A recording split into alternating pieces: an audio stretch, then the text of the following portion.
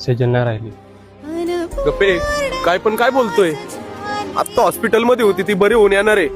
तेजस, आपल्या मैत्रीची शपथ, सेजल नाही राहिली. काय बोलला? खरं सांग. खरं नाही राहिली. मला खरं सांग प्रशांत.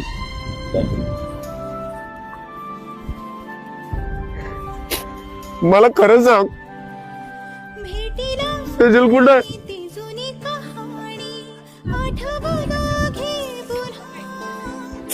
खोटं बोलताय तुम्ही सगळे.